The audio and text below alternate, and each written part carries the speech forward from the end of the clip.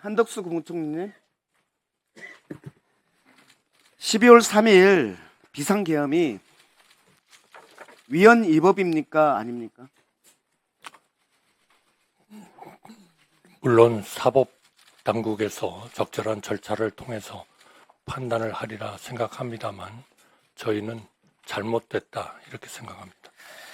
예, 그러면 12월 4일, 3일 비상계엄이 잘못됐다면 윤석열 대통령과 함께 윤석열 정부를 이끌어 오신 분입니다. 지금까지 국무총리로서 국민들께 간단히 한 말씀 주십시오. 이러한 그 상황에 이르기까지 저희 저를 포함한 모든 관련된 분들이 충분히 이런 상황을 막지 못한 것에 대해서 항상 송구스럽게 생각하고 저희로서는 최선을 다했다고 생각합니다만 정말 안타깝게 생각하고 국민들한테 죄송하게 생각합니다. 네, 국민들께서 과연 최선을 다했다고 생각하실지에 대해서는 의문이라고 저는 생각합니다. 질문하겠습니다. 12월 3일 계엄 때 각 부처 국무위원들을 불렀잖아요. 이때 대통령이 지시사항이라고 해서 A4에 담긴 지시사항을 주었습니다. 알고 있죠? 저는 그건 모르겠습니다. 제가 받은 바는 없습니다. 국무총리실은 안 받았습니까? 제가 받은 바 그러면 다른 분들한테 받았다는 얘기는 못 들었습니까? 못 들었습니다. 이후에도 못 들었습니까? 네, 못 들었습니다. 아, 그래요? 그러면은 각 부처의 이 문서들을 누가 작성했는지도 모르시겠네요. 네, 모르겠습니다. 네, 여기 잠깐 대통령실 와 계시나요? 우리 조상명 국정상황실장님 잠깐 수도해 주십시오.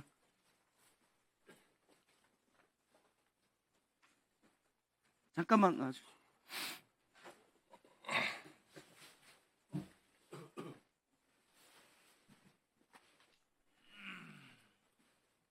네, 국정상황실장 조상래입니다.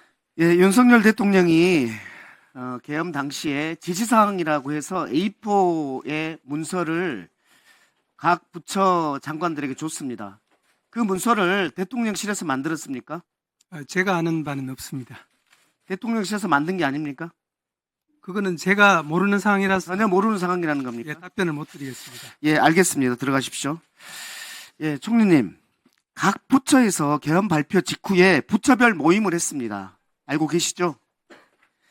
아마 상황을 관리하기 위해서 하지 않았나. 예, 각 부처별 모임을 했어요. 그래서 예를 들면 이상민 장관은 부처별 모임을 하다가 소방청장에게 전화해서 단전 단수를 하라고 그렇게 지시를 했습니다.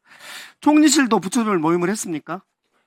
부처별 모임이 아니고 총리실 모임을 했습니까? 제가 끝나고 나서 사무실로 복귀를 해서 관련 1차장, 2차장 그리고 관련되는 간부들하고 같이 상황을 점검하고 이 문제를 어떻게 잘 해결을 할 것인가 하는 것에 대한 논의를 했습니다.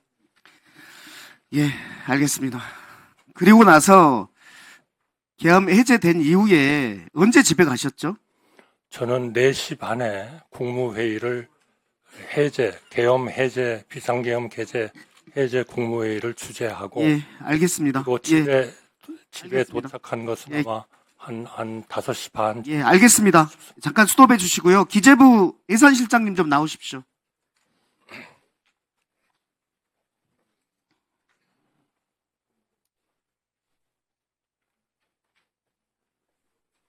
네, 예산실장입니다.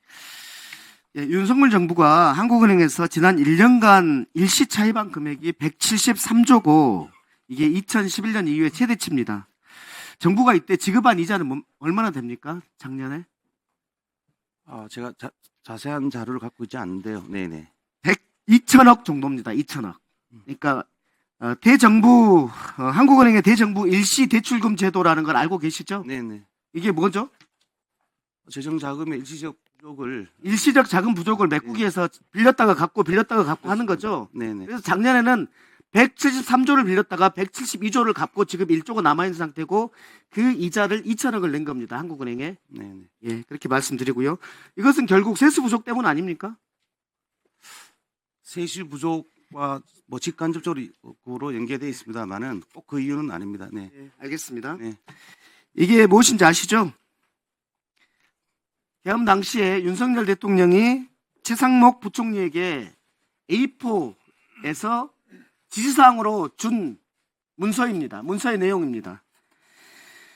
첫 번째가 이렇게 돼 있어요. 예비비를 조속한 시일 내에 충분히 확보하고 보고할 것.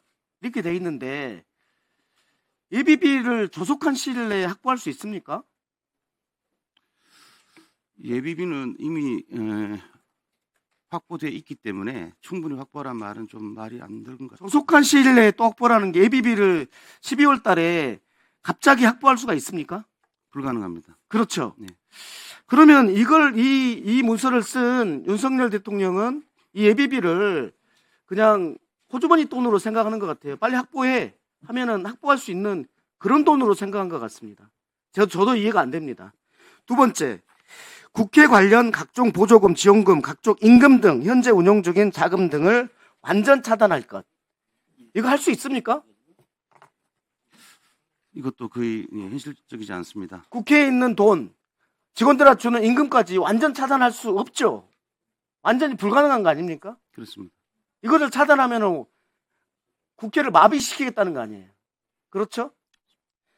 세 번째, 국가 비상 입법기구 관련 예산 편성. 국가 비상 입법기구를 만들고 거기에 예산을 편성을 하는 거잖아요. 그렇죠? 그렇죠? 네네. 예산실장님, 이게 예산실장님의 업무이기 때문에 제가 뭐 여쭤보는 겁니다. 만약에 이 업무가 주어졌다면 이 돈을 확보할 수 있는 방안이 뭡니까? 지금 세 번째 예. 말씀하시는 건가요? 이건 새로운 항목이기 때문에 사실상은 예산 편성을 연도 중에는 할 수가 없습니다. 할 수가 없는 거죠, 아예. 네. 할 수 없는 지사항을 이렇게 한 거죠. 이거는 그러면은 경제를 모르는 대통령이나 또는 국방부 장관이 지시했다고 볼 수 있나요? 제가 뭐 판단할 수는 없을 것 같습니다. 네. 예, 그 다음에 F4 회의를 했는데 F4 회의에서 한국은행 총재 나오죠. 돈을 마련하는 방법 중에 네. 아까 제일 처음에 물어봤던 한국은행에서 일시적 차입하는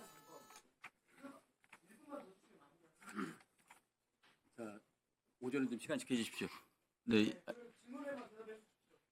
일시적 차입을 마련하는 방법이 있는데 그 방법으로 이 돈을 마련할 수 있는 거 아닙니까? 그거는 아까 말씀드린 대로 용도가 다릅니다. 그 국고국에서 재정자금이 부족할 때 한은으로부터 조달하는 거와 지출에 충당하기 위해서 직접 연계되는 예산은 다른 얘기이기 때문에 맞지 않은 것 같습니다. 지출하면 불가능한데 네. 갑자기 돈을 마련할 수 있는 정부가 갑자기 돈을 마련할 수 있는 방법은 한국은행에서 돈을 빌리는 그 방법밖에 없지 않냐는 자, 마무리해 주세요. 좀 다른 예. 얘기 같습니다. 네.